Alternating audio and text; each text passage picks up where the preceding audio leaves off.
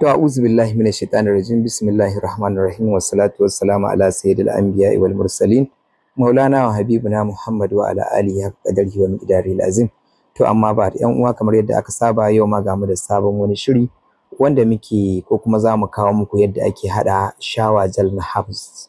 Ma'ana shawa gel wanda yake gyara jiki na herbs.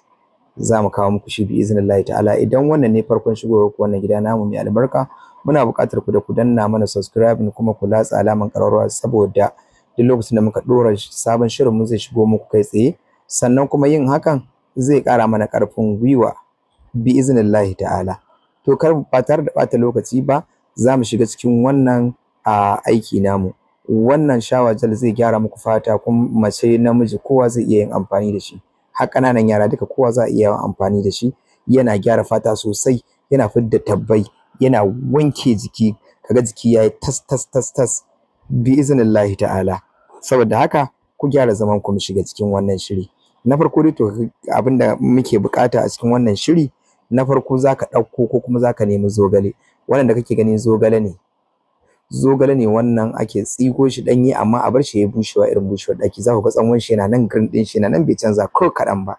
To a ɗaki ya bushe ba tare da ya ga rana ba.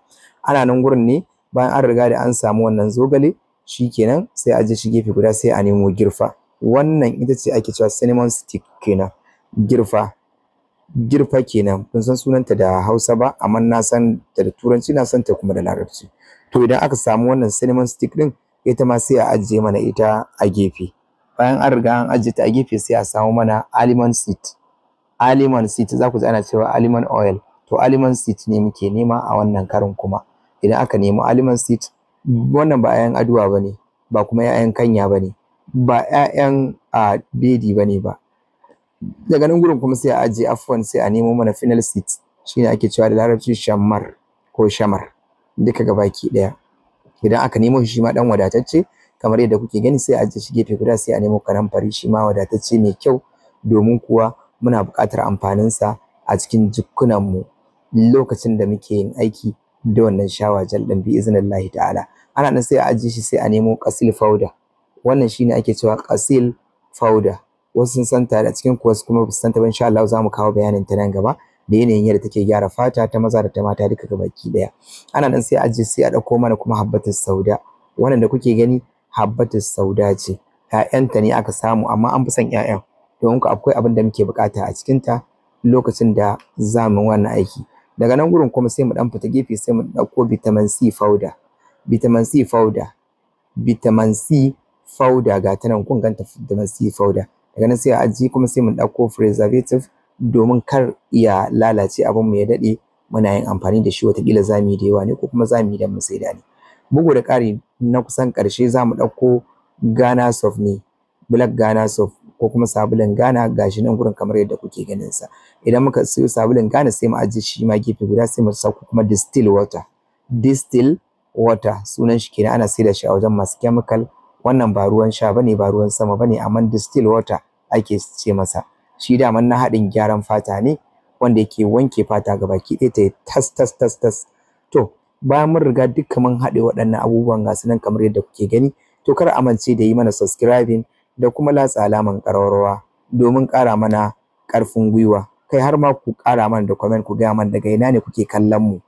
Alhamdulillah, muna godiya, Allah ya saka da alkhairi. To bayan mun riga mun haɗa waɗannan abubuwan, za mu samu gidan da mu ko turmin mu, sai mu daddaka waɗannan abubuwan ko kuma mu nannaƙa su kamar yadda kuke gani. Duka za mu iya haɗe su mu daka su ne, ko kuma ɗaya bayan ɗaya ne za mu gurgurza su. A'a, duk da yanda ya cancanta. Kun ga wannan kamar yadda na zuba wannan, na niƙa yayi laushi, sai in ƙara zuba wannan yayi laushi. In kuma abin ya cika, sai in juye, sai in canza wani. Kamar haka kun ga ina niƙa fennel seed, na niƙa shamar, na haɗa da habbatus sauda, ga na niƙa zogale kuma gashi nan kuma zan haɗa da almond seed kamar yadda kuke gani. To bayan an riga duka an niƙa su, kun gansu nan gurin sun riga da sun yi laushi gabaki ɗaya, sun yi ready yadda muke buƙatar su. Kun gansu sun yi laushi duka gabaki ɗaya. To sai mu ɗauko su gabaki ɗaya, sai mu ajiye su guri guda. Amma duka aka haɗa su aka niƙa su, falillahi alhamdu. Wannan dan abun ba zai isa bane, shi yasa na niƙa kowanne daban-daban kamar yadda kuke gani. To sai mu ajiye gefe. Bayan nan kuma sai mu ɗauko tukunyar mu wadda take empty, ba ta da komai. Sai mu ɗauko sabulun Ghana ɗin wannan, sai mu zuba shi a cikin wannan tukunya duk yawan shi. hakan ke da wuya za mu ɗauko ruwan mu ma'ana distill water ɗin mu sai mu kawo shi sai mu zuba shi akan wannan sabulu. To ba tare da ɓata lokaci ba za mu yi ƙoƙarin ɗora shi bisa wuta ne.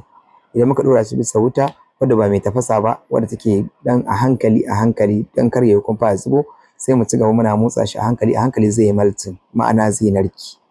Duka gabaki ɗaya da kuke gani zai narki a hankali bayan ya riga ya narke ɗin wannan shikenan sai mu tace shi. In muka tace shi domin wasu baƙaƙen abubuwa da sauransu duk su fita sai mu tace shi. Bayan mun riga mun tace shi kamar yadda kuke gani, to yaya ne za mu ɗauko waɗannan baƙaƙen ko kuma waɗannan abubuwan da muka niƙa.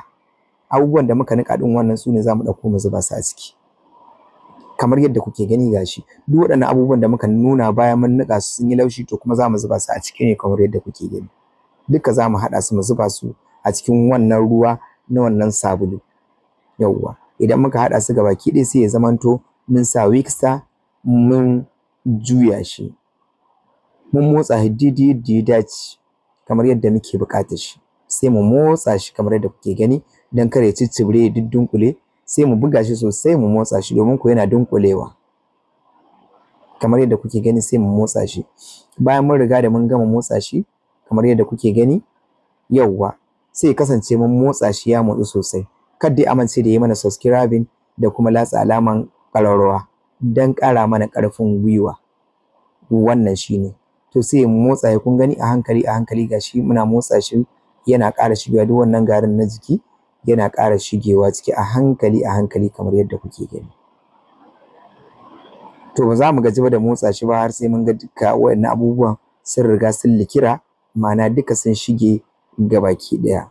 Daga ƙarshe mun manta ba mu nuna muku turmeric da farko ba, to ita ce za mu ɗauko gashi kamar yadda kuke gani kurkum kenan sai mu zuba ta a ciki. Ita ma kun san tana gyaran fata sosai, tana gyara fata kamar yadda kuke gani. Sai mu sa turmeric a ciki ita ma sai mu motsa kun ga gashi na har ya fara kauri kamar yadda kuke gani.